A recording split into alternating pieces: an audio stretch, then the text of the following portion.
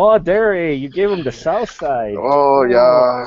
Go to hot tavern cheese. tonight on the way home there. Hot Hey, come on cheese. now. Go get some fried cheese.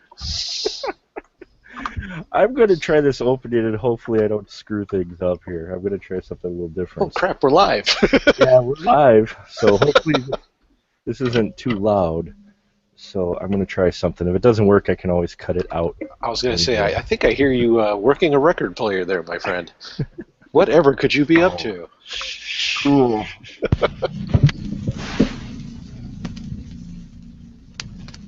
Oh, crap, it's not going to let me hear it. No.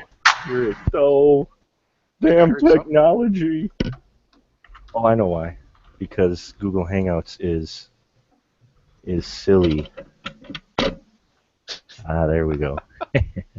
Google Hangouts is so silly. Okay, let's see if we can do this. So, if you guys don't mind. Cool. Dude, All I right. love the music in this, dude. Yeah, this is the reason we have the soundtrack. Ready? Here we go.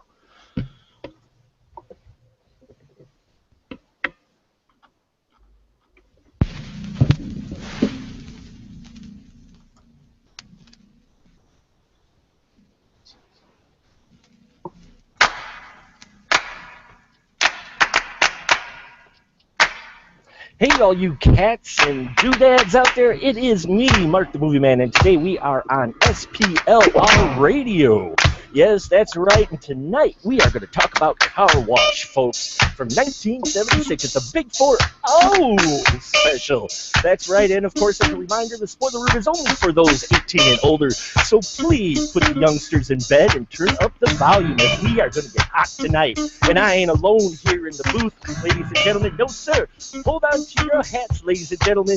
That is a sonic screwdriver in his pants. It's the one, the only, the doctor's in the house. And next to him, we've got the Gonzorific man himself, the mean man in the camera, Mr. Lovely, Andrew Shearer. But first, we're going to hear some sweet tunes here for the main theme to Car Wash. Aptly named Car Wash. Check it out, my friends. Ooh, you might not ever get rich, but let me tell you, it's better than digging a ditch.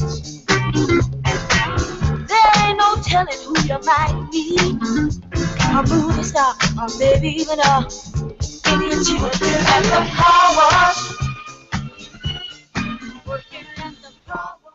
Yes, everyone, this is a big special, Big 4-0. Thank you for indulging me in that opening. And I do have Mr.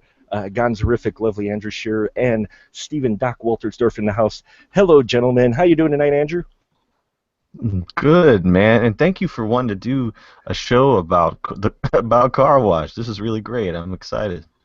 Oh, I am too. It's been a while since I've watched this film, and we're doing the Big 4-0, and it kind of came up on the voting, and so I was like, hey, why not? So, yeah, this was one of the top choices, and I'm glad it was. So, glad you could join us tonight. And Doc, how are you, sir?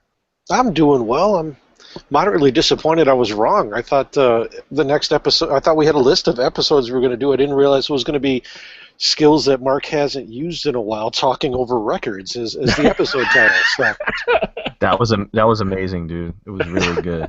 I was like, you timed out very well, sir. Thank you. I didn't have anything written down either, so it makes me miss my DJ days. But yes, we are talking about 1976 Car Wash, directed by Michael Schultz, who we just found out while doing a little research is from the hometown of Milwaukee, my hometown, and where Doc currently resides as well, and he's from there as well, so that's a great little tie there. Written by Joel Schumacher. Yes, that Joel Schumacher. Joel Schumacher. And anybody want to give the synopsis? Andrew, would you like to do the honors? Yeah, man. Okay, so Car Wash was a 1976 movie with an awesome soundtrack, and it's just about a day in the life of a bunch of workers at a car wash. Flat out. Boom. It's true. And that is too. That it doesn't try to get too deep. It doesn't try to get too complicated. It is just a day in the life at a car wash. And yeah, this cast that they have in here is amazing. It's a very diverse cast. And, well, let's just get some initial thoughts on here. Doc, why don't we start with you? Your initial thoughts here with Car Wash. Remember when you first saw it? Or no, I don't have a good story remembering the first time I saw it. I'm sure it was on just a television broadcast, and I was probably, I don't remember how young I was. I might have been in my early teens. I at least had two digits in my age at that point. But it was something I would have looked for at that point just because I do have an interest in the history of comedy and comedians that I'm familiar with, and there were certainly a lot of them, even at a younger age in this movie, I recognized, and then now going back and looking, there are so many more that I recognize. At the time, it would have been, Carlin to some degree, Richard Pryor to some degree. I probably the most recognizable figure to me at that point would have been Ivan Dixon. Because he was on Hogan's Heroes, and that was something that was still in syndication a lot at the time. It was a World War II property, so it was on a lot in the house because my dad likes to watch. You live in Milwaukee, your dad watched MASH at the very least, so this wasn't too much of a stretch. But over the years, this movie and Born in East LA kind of came out of that same time period for me, where they would just seem to be on just standard TV a lot, and I'd get to watch them a lot. And then as time went on, I got to understand the movies better, and I enjoy them a little differently now as an adult than I did as a kid, certainly. But I enjoy this movie. It's a great movie. Oh, it is definitely, and especially revisiting it, I'm glad we got a chance to, because yeah, when I saw it when I was younger, and I don't think you appreciate exactly what's going on in this film, at that age. But now, as we are a bit more experienced and a little bit older and wiser, well, maybe not so much wiser, you appreciate the storyline and what's going on in here. How about you, Andrew? Your initial thoughts here with Car Wash when you first saw it? When I first saw, oh wait, hey, can we do an episode on Born in East LA? Can we do a That what? would be great. You like that movie too? Man, I've seen that movie so many times. Yes. Okay. on Born in East LA. I've got crappy Good Times DVDs of both this and that one. So. Dude, if I could digress for just a second about Born in East LA, Mark, if you'll permit, you can cut this out. No. But Henrik Kuto's film, Completely Defective, that's on Amazon Prime. There is a character in the film that he plays that I wrote for him called Rudy, based on the character that Cheech Marin plays. And there's a scene where they're doing something to someone, and he says, "I hope this works the first time," and it's a reference to the tattoo scene in Born in East LA. You're going to have one listener that knows what I'm talking about, or maybe just somebody on the panel knows what I'm talking about. But anyway, that would make me happy, man. Mark, you watch it and you decide. You make up your mind whether or not you want to do that, but that'd be something. Anyway. So you can cut here when you're editing if you'd like. Let's see, Car Wash. I was pissed off when I first saw Car Wash because the cover had Richard Pryor on it, one of the greatest comedians of all time, and George Carlin, one of the greatest comedians of all time. In fact, most would consider these two maybe the best, and they're barely in the movie. So I was really disappointed the first time. But when viewing it as part of the black movie explosion from the 70s, it's actually pretty incredible considering what they were able to pull off, and it's a precursor to movies like Friday, for example, that just are a bunch of crazy characters and weird stuff happening during the course of the day, and with a solid message at the end. Excellent. Yeah, I definitely agree. This film takes an interesting journey, and that surprised me. And again, that wasn't something I caught when I first saw this when I was younger. But for me, I watched the same thing. Richard Pryor, George Carlin. My dad had HBO, and so I don't know if anyone remembers mid-late 80s, but in all honesty, that was kind of a heyday for stand-up comedy, and just comedy in general, but definitely stand-up was huge. I know it's big now, but there's so much more entertainment out there that I think they get kind of lost. But back then, man, were there some stand-up comics, guys carried over from the 70s and new guys coming out. And I remember Carlin and I remember Richard Pryor just were hilarious. And they were in this film. I'm like, oh, okay. It was on cable, obviously, since I was only one when the film first came out. And I was like, wow, this is great. Wait, where's Richard Pryor? And you're looking at the timer. Where's Richard Pryor? Oh, wait, there's George Carlin. Wait, where's Richard Pryor? Yeah. And I enjoyed it, but I was mostly waiting for those two, much like Anders. So, but revisiting it, recognizing all the faces now in here, and then catching the storylines, this film is pretty progressive. In a number of ways, I think. Andrew, wouldn't you say that for 70s, hell, even for today, it's a diverse cast, and yeah, I think they cover some progressive stuff in here. What about you? I mean, they have so many different walks of life within the characters, and typically the movies of the time, or this particular genre of the movies, you still were in that time where they're like, the great actors were taking whatever work they could get in films simply because white actors were getting all the good roles, and this was kind of, as a result, you have this great library of films that are kind of wild and crazy, and cheap, but feature amazing performances. But the reason why Car Wash is so different is you have Latinos, you have black, you have white, you have men, you have women, you have young, you have old, and they're all jammed in together. The way that they are able to like never leave any person alone for like way too long. There's a lot of movies today that try and juggle a large cast that don't get this right. And this movie not only gets it right, but it creates conflict in the most interesting ways, in the most unusual ways, to the point where you don't know what you're going to see next. And the piss bomb scene in particular, the way that happens, and then the way that it's resolved, and the way that the joke runs, you just don't. I think there was no precedent for a film like this, and that's why it's ended up structured the way it is.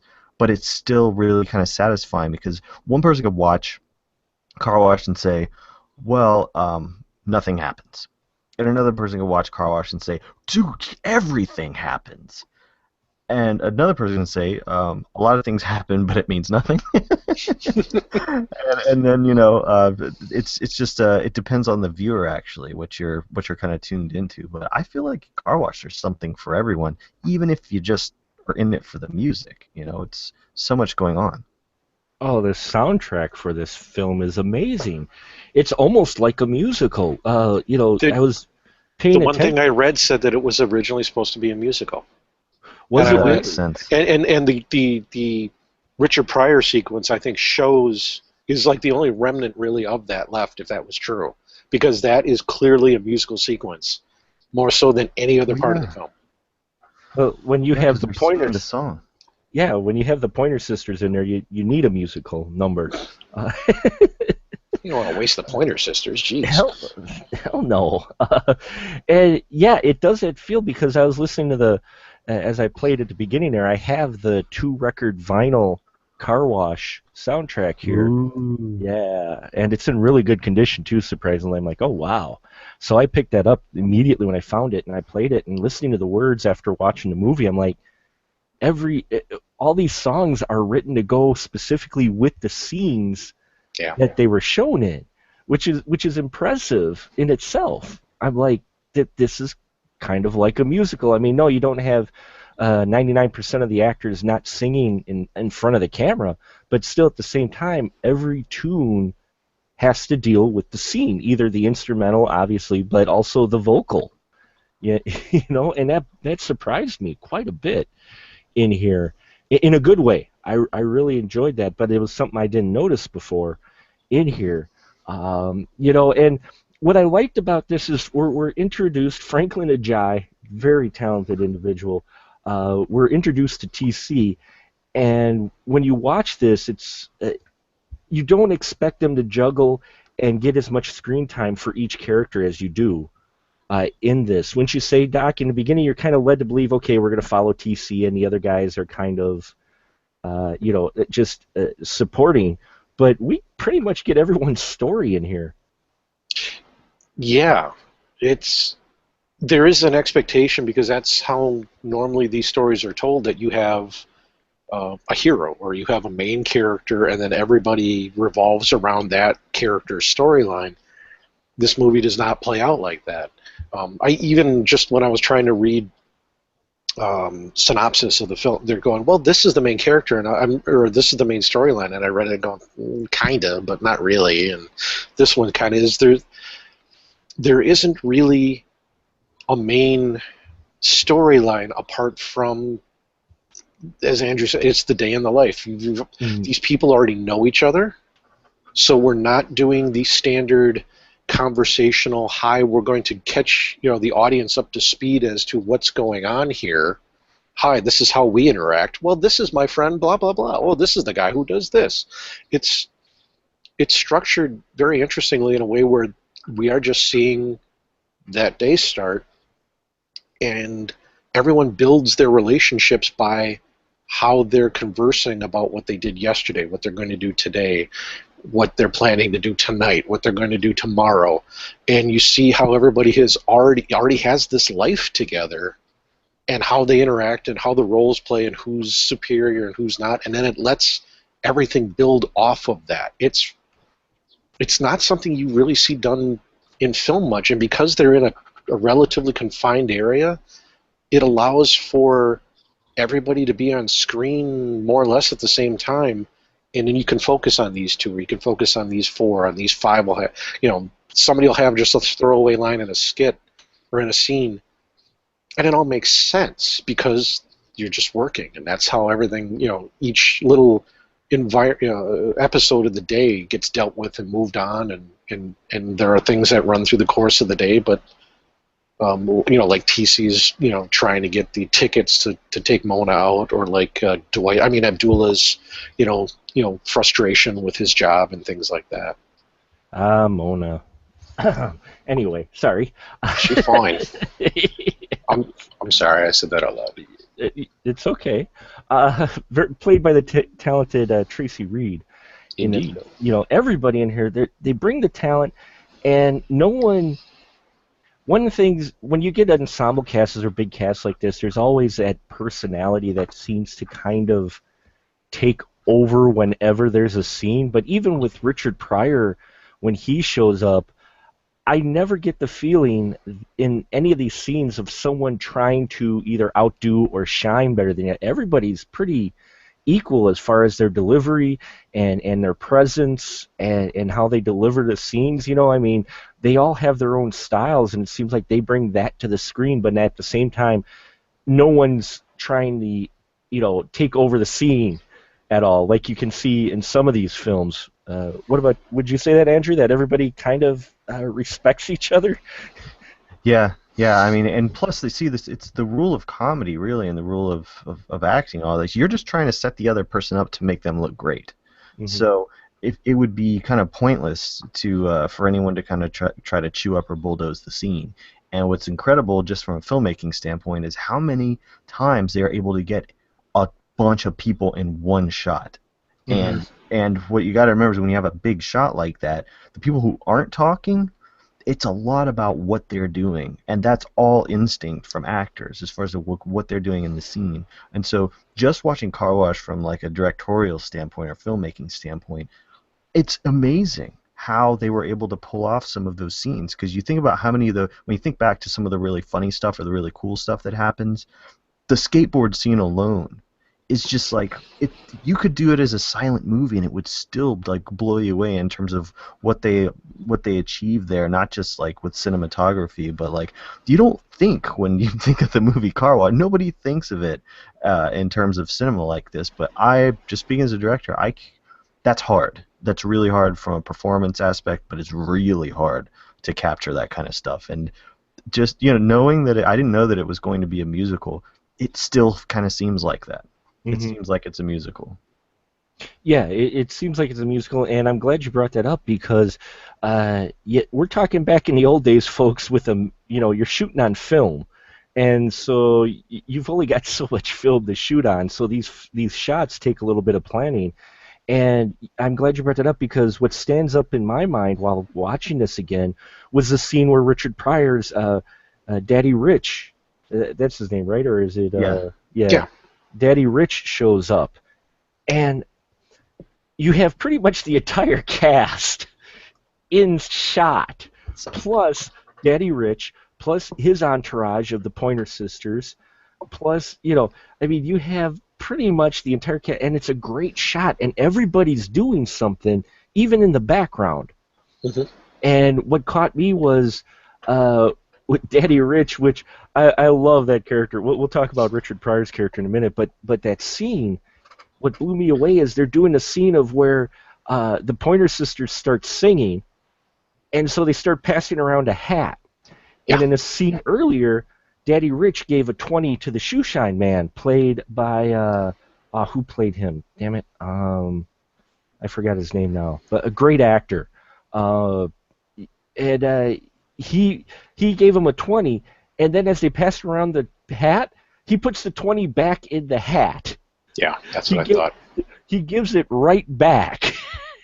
And I thought that was great because his character looked up to Daddy Rich. He admired him. He followed him. This kind of preacher for what is it?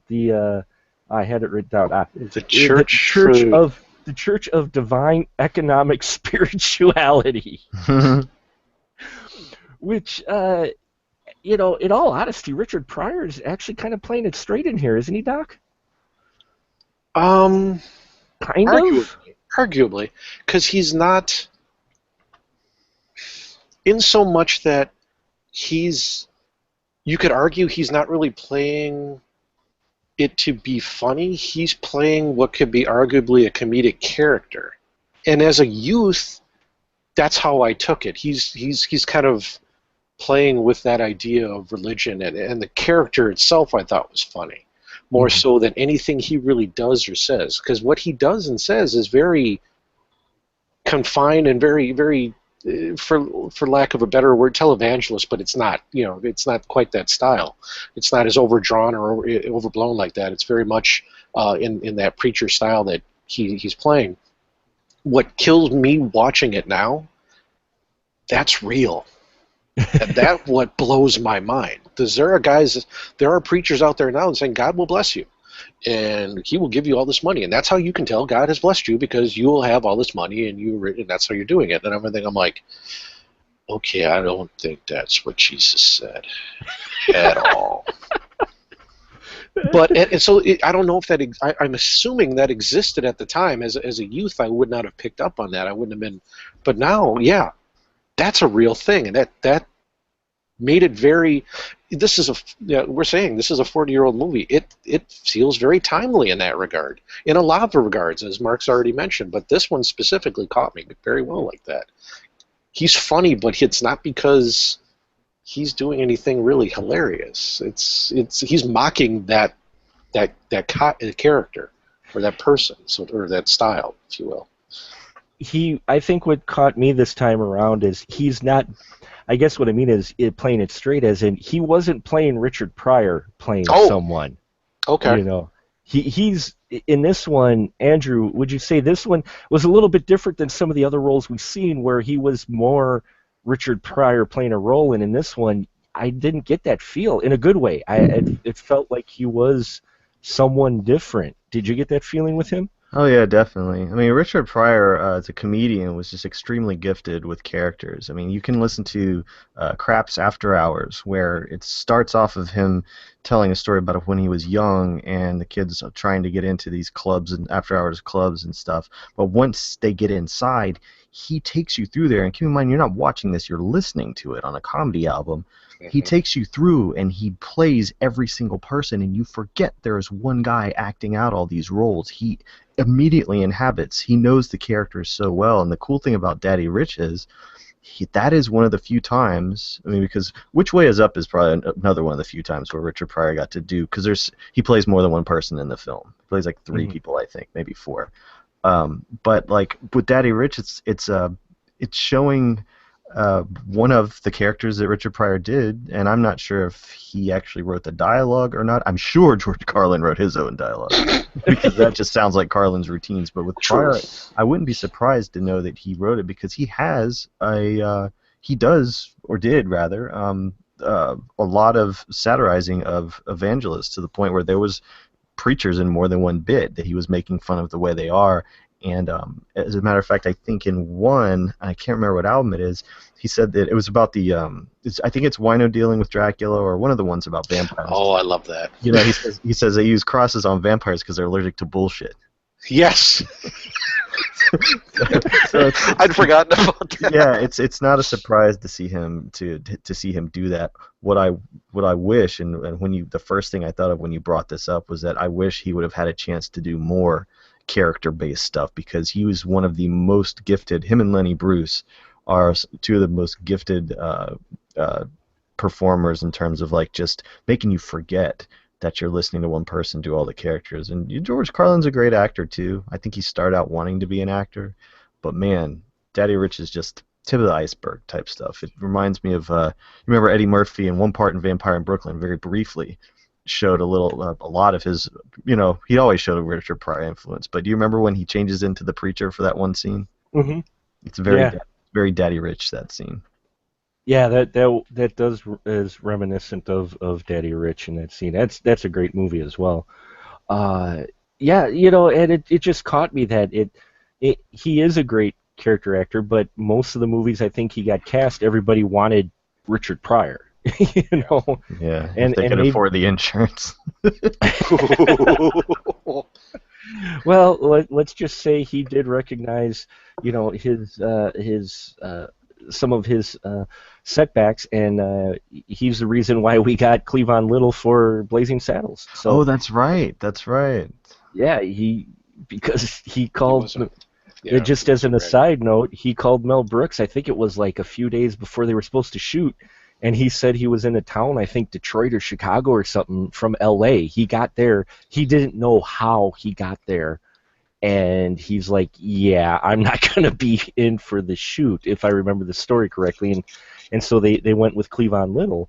And, you know, I think Cleavon Little was perfect in that role. And in this role, the casting was really good, really diverse.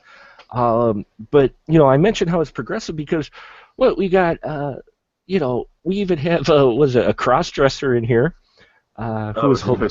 Antonio Fargas, Was that? also known as Huggy Bear, playing a homosexual in Car Wash. I love this character. Andrew, what'd you think of this character? I mean, it's kind of surprising to see not this type of character, but in the role that character is in, pretty much an equal. Everybody kind of has accepted that character, which I found very refreshing. I mean, it is, but it isn't. I mean, like the flamboyant gay character. Well, yeah. There's just, you know, it's one of the things about Car Wash that you watch it now and go like, man, you know, they wouldn't do this now. It's a little too, you know, because he's being like the things that he's being like a caricature of a flamboyant gay character. You know, like he's smacking people in the butt and constantly making sexual jokes, and he's not like super predatory, but minor predatory in some of the parts. They do give him equal footing though, and I mean that's cool. And you know, Antonio Fargas is an incredible actor, and to get a role like this and just really kick ass in it like he did, he's got such an expressive face. I don't necessarily have a problem with the character, but I don't. I probably wouldn't say this is one of the progressive aspects of it just because of the portrayal. But it is, you know, it is of the time, so you got to kind of think of it that way. But he's, you know, he's not. I don't think he's demonized or anything, but he's definitely a caricature. I guess I was approaching it more as the fact of his character that was treated equal among the group, not so much. Oh, absolutely. You know, yeah, he is the embodiment of a lot of the stereotypes, but at the same time, the crew never, you know, it never feels like they're really. They're not down on him because of that. They're messing with him because of just whatever they're messing with him for at that moment. But Yeah, and It's not really frequent that it comes up like that they even really think about it. It seems like they all give each other shit all day. yeah, So yeah, he's equally giving shit in yeah, that regard too. Well, it felt like a real workplace. I mean, yeah. the crap they gave him. I mean, you got the two guys who are Floyd and Lloyd, who have musical aspirations. Who people they give them a hard time. On deep down, they're kind of supporting them, but at the same time, they're giving them shit. Yeah, for their routine. Yeah. The only person who's kind of the which, like I said, I didn't remember a whole lot as a kid, and watching it again, the kind of interesting character was Bill Duke's Abdullah. Oh yeah. He it's interesting to see how he brings probably the main conflict in almost not in every relationship in this show, but he brings up questions to each and every one, even to Daddy Rich, which kind of surprised. I think people get the wrong impression about this film because of the cast, unfortunately. But this film in no way feels like it's picking on any one type of character, either race or type of. It's just that day in the life. I mean, these characters, some of them are caricatures, but I never felt like it was mean-spirited or severely picking on one person or the other. Did you, Doc? I know you just said that was one of the things I actually thought more of this time, is that how easily some of these characters could be more caricatured, Mm-hmm. and how they're quickly drawn so we understand them at the beginning caricaturizes some of them. A lot of them get to progress very subtly beyond that. And admittedly, because just of screen time in it, there are certain ones that don't, Mm-hmm. just from timing, or just the way the film was cut or edited for consumption back in the day. From what little I've looked, it looks like the TV version is significantly different and has characters in it that aren't present in the theatrical version that we still get to see. So from that perspective, it may have drawn in some of those characters differently, or added a little more spice to them that it could have done. But a lot of the characters could just be, he's the jolly fat guy, or he's the Latin guy. So he's gonna, and by and large, most of them just come across as people. Mm-hmm. And that's the thing one of the things I liked the most watching at this time is gone. I can kind of recognize that guy. I can kind of recognize that guy. I think I worked with that guy a little bit, or they seem very natural in a lot of their reactions to each other. Are some of them still caricatures just because of timing? Certainly, they just don't have time to be developed. But you get the feeling that they have a life and they have something else going on. We're just not getting a chance to really see that. Yeah, I mean, even the owner, who's the Jewish white guy, Right? who's the owner, who, and his son, who is a Leo Sayer. He looks so much like Leo Does Sayer look with like a Mao Leo shirt. the is it communism he was looking at? Yeah, Chinese Yeah. communist. Mao Zedong. Yeah, so I mean, Yeah. you Little got red book. He's carrying around Mao's little red book and reading from it the whole movie, and then smoking pot. which is I don't think Mao was into that. I think that was a little more Rastafarian, but I could be wrong. I wasn't. I was 2 when this movie came out, so but they really try to cover just about everybody in here. I mean, down to the Right. Down to the secretary who's having the affair with the owner. Yeah. And Yeah, then, no, that's why I said everybody's got that little bit of something where you draw in and you can see how their life is, and in some cases just how miserable their day-to-day existence is, and how how they interact at work is probably to some degree what makes that tolerable. That's kind of the message I got from it, is that work can suck, and if you can at least enjoy your work to some degree, it's not the worst thing in the world. Right. There are worse things in the You got world. guys that might have the clap. You got, girls, might be getting a date. You might get a little bit of success occasionally. Your boss may agree to actually talk to you about something that you've been talking to him about for a while, and maybe he'll actually do it this time. But it's those minor little victories that can sometimes be the only thing that'll keep you going to the next day. Yeah, or that promise of a date with Tim Thomerson. Jack Death. Hi. Ken, excuse me, he shows up in here, which surprised me. I was like, hey, I know that face. Right. For like 2 seconds, yeah. I'm like, wow. But yeah, it looking at it now through older eyes and just catching everything that's going on in here. And yeah, Andrew, I think may have mentioned it, but as the characters move along, the tone changes, but it changes gradually as we do learn about these characters, doesn't it, Andrew? It starts off funny and haha, we get kind of the stereotypes, but as it moves along, it kind of gets not a little darker and a little deeper, doesn't it? Yeah, and that's why I say it's a precursor to movies like Friday. In fact, Friday used the car wash template as far as just lumping in a bunch of crazy people and crazy instances in the span of one day in a small setting. And Friday, of course, a classic now, has a great thing about violence at the end of it. And Yeah.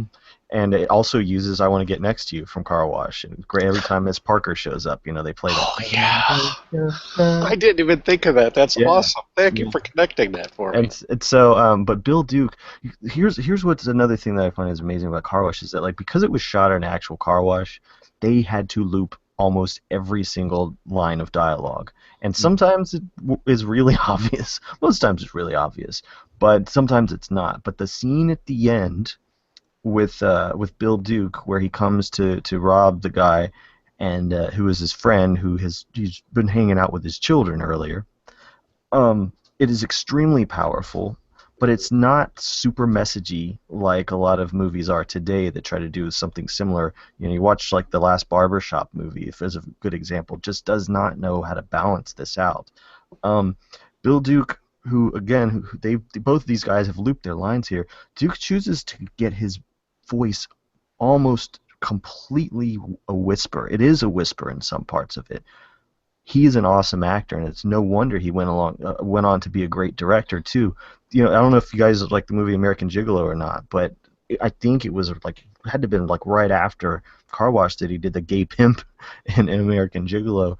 The guy was just doing some next level stuff right there. No one that watches Car Wash and makes it to the scene there in the office because he gets the gun from him and he hugs him. It's awesome. Yeah, I love that. Oh, yeah, that scene just caught me. I mean, it had such a powerful scene, especially because that's the Lonnie character played by Ivan Dixon, right? Is that? Yeah. Yeah. Yeah, it's And- Lonnie and and Abdullah. He he's the ex-con who's got that history, and I think the director does it on purpose. They kind of lean you towards questioning what exactly is going to happen in that scene. You've got the money there.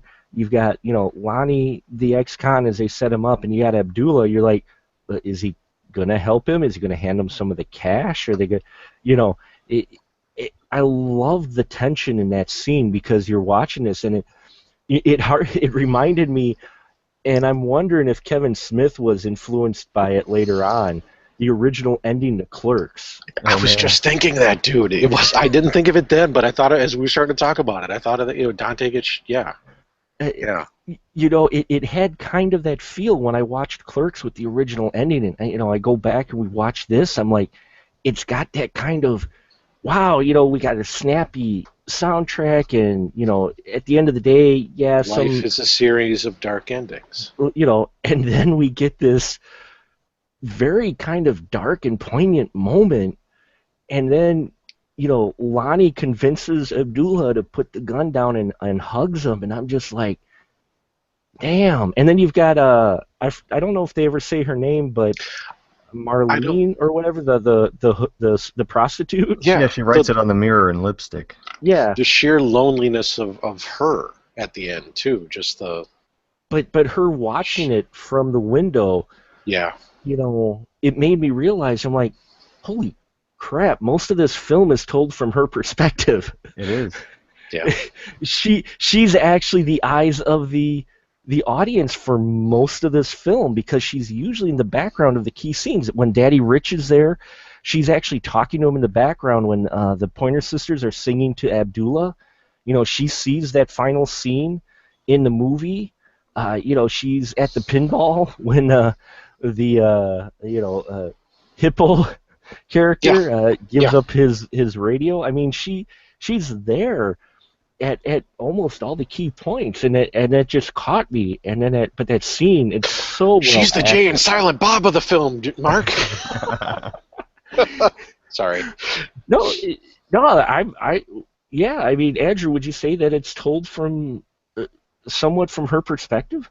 Yeah, no, exactly, and that's a very astute observation, man. Because her character doesn't really say anything, and she is, she basically just kind of takes up residence at the car wash. She makes her base of operations in the women's bathroom, which is one of my favorite sequences in the film. Is the boy that's throwing up. Yeah. And the really nice car, and that scene is so great. Yeah. The Beverly Hills hysterical mob, and then they're sitting there discussing, no, that's in the paint. No, it's not. It's like that's in the paint. You've got some puke in the paint. And he ends up spewing all over anyway, so Yes. she drives off. It's so freaking funny. The movie, I mean, has dog shit, vomit, hookers. Yeah. I mean, it's got all my favorite stuff. Not enough farts, though. Not enough farts. Well, though, yeah, because you even had the character who thought of himself a little bit above the other workers, because I don't get wet. I don't get wet. I do the wax.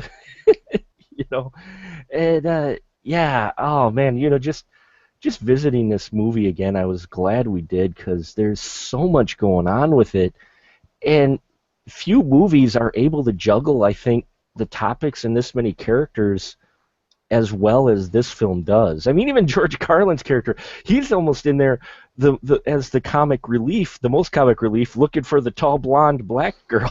Yeah. Yeah, and he's like so close to her the whole entire time. He has probably as much screen time as Richard Pryor if you add them all up. Yeah. It's just cut up throughout the course of the film a little bit more, so it's not all at once. They shouldn't have put them both on the poster so big. No. Well, still mad about that. At least according to what I've read, I don't have a copy of the TV print, so I don't know for sure, but supposedly some of the scenes that were added back in for the TV version take place in the hot dog stand that's on the other side of the lot. And it's run by Danny DeVito. Ooh. So Danny DeVito's kind of in this film too. And I'm like, well, put him on it. he was right before he was, on Taxi and humongous in his own way. It's not really the normal way you talk about Danny DeVito. Sorry, Danny DeVito. You got a humongous personality, sir. But yeah, I thought it was well written. This script, Joel Schumacher, yeah, he may have not done well with Batman, but on the whole, I mean, it surprised me that his name was on this, in all honesty, because I totally forgot it. I'm like, holy crap. And then at the end of the movie, I'm like, wait, Joel Schumacher wrote this? Yeah. Dude, he wrote Sparkle, The Wiz, DC Cab. Schumacher put in some work, man, around that time. Well, again, approaching it from the fact that I had the bad taste of Batman and Robin in my mouth, but I do remember, I enjoyed Flatliners. Falling Down? You like Falling Down? Falling Down, I thought was fantastic. Lost Boys. I mean, you just forget you forget. The history goes back this far sometimes. That's all. Yeah, he's just done a lot of stuff, man. Trying to survive in the biz. Oh, no, and I understand. It just, I like all of his other stuff. I think Batman and Robin and Batman Forever are the only two things I really don't like of his. Maybe next time you watch Batman and Robin, think about how he handled the multiple characters in a superhero movie versus how he handled them as a screenwriter for Car Wash. If I ever drink enough Not Your Father's root beers to get up the gumption to watch Batman and Robin again, I think I will. Oh, there we So. there we go. We can do a live commentary for that, Mark. Get a bunch of people in a room together. We'll tie you to a chair and feed you some alcohol on your birthday or something like that. Make it a party. The only time I rewatched that film was to see if it was true what I read on the internet about every single one of Arnold's 32 Comments lines is a one-liner. Yeah, and Did you hear Astro Radio Z's Killing Joke episode? I did. I did listen to that. I Yeah. was gonna say at the end I did Yes. the jazz reading of Mr. Freeze's lines. Yes, I loved that. That was very entertaining. Thanks, homie. Yeah, check out Astro Radio Z, Killing Joke, as well as all their other podcasts. Great show there. As far as our show here, Andrew, is there anything that we haven't touched on with the car wash that you maybe want to talk about it at all? No, I mean that was you. There's so many really perceptive things on it, and you pulled out some more conversation than I thought we'd actually have on the movie. I just had a couple of things that I picked up when I was reading some trivia at work earlier. The guy that played Geronimo died in 1983 and under mysterious circumstances. Oh no! Yeah, Ray Vitti. He was going. He was only like 33 years old. He was ranting and raving at some hotel, and the cops were called. And they ended up, there was some kind of a scuffle with them. They had to mace him and all this stuff. They put him in the back of the car. And when he got out, I think he hit his head on the concrete or something. Anyway, they couldn't be revived. He died in police custody. Oh man, kind of crazy. But that was the gentleman with the cat ear hat, right? No. Geronimo's the guy. He's got like really crazy kind of hair. He's got like, I don't know. It almost looked like, I don't know, like. It's hard to describe. He was pretty much the tallest guy. Okay. That's a different guy. Yeah, there's so many characters. There's so many characters in this film. I feel bad. I can't keep him straight now. No, you'd think he'd be the Native American looking guy, but it's a different guy. Okay. The Michael Schultz's filmography also. I think he directed Richard Pryor in more movies than anyone else managed to. Because he did Grease Lightning, Which Way Is Up, and Bustin' Loose with him. And Bustin' Loose is my favorite Richard Pryor movie, and I think that's the one that broke Michael Schultz from directing Richard Pryor, because he didn't, I don't think, finish the movie with them. That's the movie where Richard Pryor burnt up. Yeah. Oh. While he was making the movie. It's an awesome film. And deserving of its own. I keep saying we should do a whole podcast about, but it's, you could probably group them together. But Bustin' Loose was the last one he did with him. But he directed The Last Dragon, I think. Yeah, he did. I love that movie. And Barry Gordy's The Last Dragon. Say it right. Yeah, and I think he did Disorderlies also with the Fat Boys. Oh my goodness. Oh dear. I'm woefully underprepared, but I think he just had a really great run in the mid to late 70s and on into the 80s as a director. But and he's still directing. He's directing episodes of Arrow.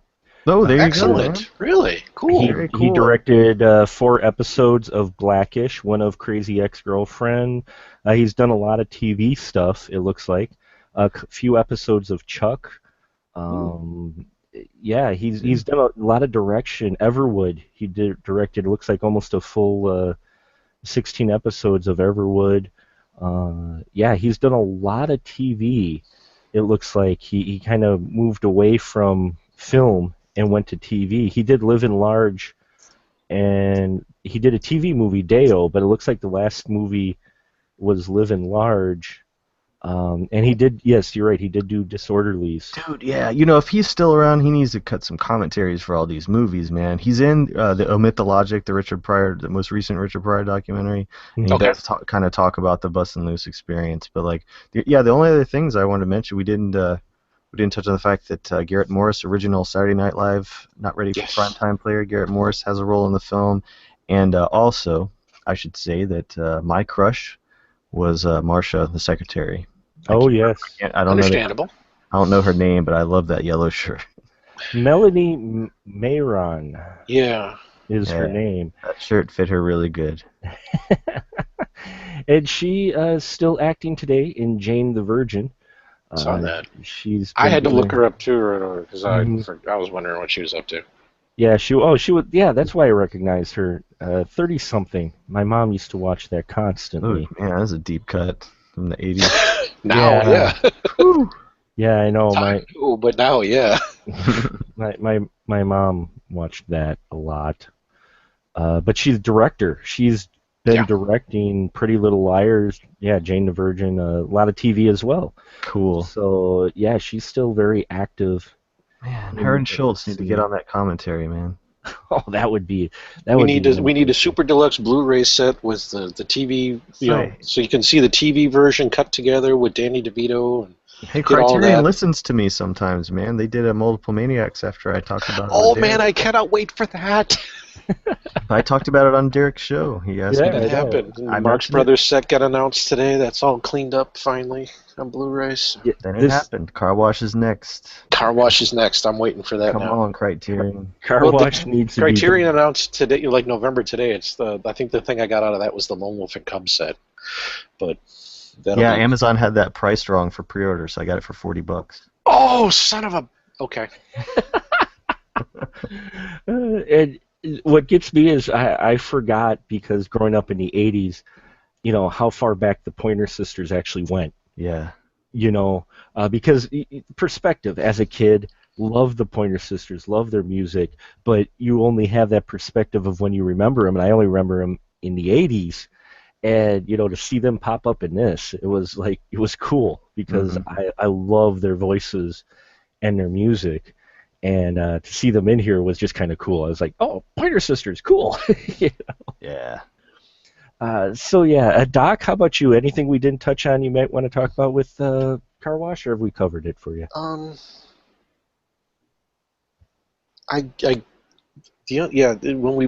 The only reason I brought up the guy with the cat ears before too was just because that seemed very now too. The idea of somebody wearing a hat like that, just again, it's that weird moment where you go, okay, this is 40 years ago, and there are certain aspects of it that seem still appropriate or timely today, but so it's not completely just this image of the past, even though it is, and that's one of the joys of watching older cinema like this. To me, that's why a lot of the smaller, the exploitation, the indie films are more interesting, because they're not shot on a stage necessarily, or a sound stage. This appears to mostly been shot at this car wash on a corner somewhere, and it shows you this little section of, I think that was LA. So you get to see how things were and how different they are in some ways, and how very much the same things are 40 years on, or depending on the movie you're watching, 50 years on or 30 years on. You can kind of compare and contrast and go, you know what? We don't throw as much crap in the streets as we used to. That's probably a good thing. This is very true. And less people smoke. That's probably also very much a good thing. A lot of cigars in this film.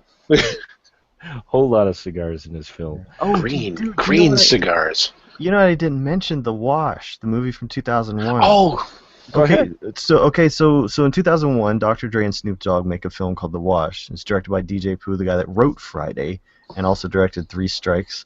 That's actually a really awesome movie. They kind of take a similar framework, and a lot of really funny characters and stuff. There's a kidnapping. Bruce plays the security guard. I mean, it's got a lot of really good people in it, and they use hip-hop music. Tons of stuff. Ludacris is in the movie. Who else is in it? Tiny Lister, Zeus, Eminem is a terrorist in it. Tommy Chong's in it. Exhibit is in it. It's like, of course, of the time or whatever. But this was their, I guess, their way of trying to do a hip hop version of the Car Wash. It's just called The Wash, but it's a great movie. Like, I really. Is it kind of a remake / sequel type thing, or is it just similarly set? And no, it's just the basic just template. the concept. Okay. Yeah, it's not a remake. No. Because I faintly remember when that came out and going, they remade Car Wash, or they remade Car, and if you're saying it's entertaining, I believe you. Yeah, and yeah, I need to probably watch it. If you like Friday, you'll like it. I do a lot. I even like Next Friday. Oh God, Kind of like Friday After Next, but not so much. Mostly just Friday. Friday After Next is what we decorate our Christmas tree to every year. Yeah. Nice. Well, when you go from Chris Tucker to Mike Epps, no offense to Mike Epps, but it's not the same. See, I'm the opposite. I think Mike Epps is like the funniest guy alive right now. He's playing Richard Pryor in the Richard Pryor biopic. He already played him. Really? Yeah. How did I miss out on that? He played him already once in the Bessie Smith movie that Queen Latifah made last year. Holy But cats. he is the one playing Richard Pryor. Okay. I'm Which intrigued. that Bessie Smith soundtrack's awesome. Yes, yes. Huh. So I think, speaking of soundtracks, yes, let's not forget the Geffen Records Car Wash. The soundtrack is fantastic in here, so you make sure you check that out, folks. And now, I think we're going to wrap it up for the evening. This is where these fine gentlemen can pimp their stuff. Andrew, go ahead. Why don't you tell us where they can reach you at? Oh man, first I want to say thank you for having me on here, man. This has been a great discussion, and thanks for picking Car Wash. This is a really good idea. I think most people know the song more than they do the movie, so maybe this will like inspire some people to check it out. For me, if anybody wants to watch the movies my friends and I make, you can go to YouTube and search Gonzorific. Tons of short films on there. We've been around for about 15 years making movies, so there's new and old. You could spend a good evening or two going through all this stuff. But if you want to spend a little money with us, you can rent some of our movies on Amazon on demand. There is Fake Blood, Mondo Gonzo, Pajama Nightmare, and The Underground Cinema, and the newest one, Late Night Cable. There's some on Prime, May of the Dead, and Very Scary. So if you like lesbians and ghosts and zombies and stuff like that, for your Prime consumption. And if you're really cool, go to www.gonzorific.com and buy some of our DVDs, such as Dr. Humpenstein's Erotic Castle, Dollface, and I think we still got Erotic Couch on there, the old favorite. So Nice. And Doctavius? I agree. Also, go and buy movies that Andrew has made, because Dr. Humpenstein's Erotic Castle, or I forgot the title now. Damn it. Sorry. I like that movie. It was fun. oh, thanks, man. The local video store lost. They said somebody didn't return the copy, and we had a really funny run-in with the video store. We stopped, and we were making a movie nearby, and I just stopped to see if like my movies had been rented out, you know. And the girl I was with was in like zombie vampire makeup, so they just kind of knew who we were. Somehow that seems like a compliment that somebody would not bring back your film. It's like, we're just not going to pretend we're going to just keep this one here. Yeah, exactly, man. I was very flattered by that. I'm going to bring him another one, but I was like, of course it's that one. Yeah. Sorry for that distraction, but yes, if you want to, the primary thing that I get to do on a regular basis is Woozy Bard's production of Shakespeare Raw, which is, generally speaking, the second week of most months throughout the course of the year. We're reconvening again September 12th through the 14th to do Measure for Measure. As I mentioned recently, I got to play, we did Winter's Tale, I got to be Hermione, and then the day after that recording, I was a servant and quote-unquote clown who was the son of a shepherd, so the shepherd and I decided we were going to be Yiddish, and we did it like that because it actually worked. And that's usually how it works out. It's we pull names out of a hat at the beginning of the show. That gives us our character, and we go find a binder that's highlighted with that character's lines, and we very quickly try and do some acting. So it's one part improv, one part reading, and a lot of acting. And there may be some beer, there might be some bourbon, there might be some whiskey. It depends on the individual's tastes. But there will be some drinking involved, and the audience is encouraged to do so and heckle. If they say something, they may get something said back to them. We don't mind in that regard. It's okay. So that's the primary thing that I'll be doing next, as far as I can tell from my schedule. And Professor Thomas Tennant on the Facebook will hopefully occasionally tell you what I'm up to next. Fantastic. Thank you very much, gentlemen, for joining us on this conversation. It was great revisiting this classic, and I think more people need to give it a view because it does. There are a lot of things here that still could apply to today, and even a lot of the jokes in here could still apply for today. You know, they aren't just cultural pop references from the 70s. So thank you so much for taking this journey with me. Gentlemen, you can find all my stuff on specialmarkproductions.com, the one-stop shop for all your movie man needs. Also, if you want to get in contact with us, please do email us at spoilerroom.smp at spoilerroom@gmail.com or tweet us at spoilerroompdcs. We are there, or at Movie Maniac 3D. Tweet me there as well if you got an idea for a show. Please, if on iTunes, rate us, comment. Love to hear your feedback, good or bad. It does help us out. Thank you so much, gentlemen. Thank you, listeners. As always, remember, in the spoiler room, the conversation is fresh, but we do spoil the movies. Say goodnight, gentlemen. Good night, Good gentlemen. night, gentlemen. At the spoiler room. Whoa, whoa. Whoa. Talking at the In the spoiler spoiler room. room. Yeah. Whoa, whoa, whoa.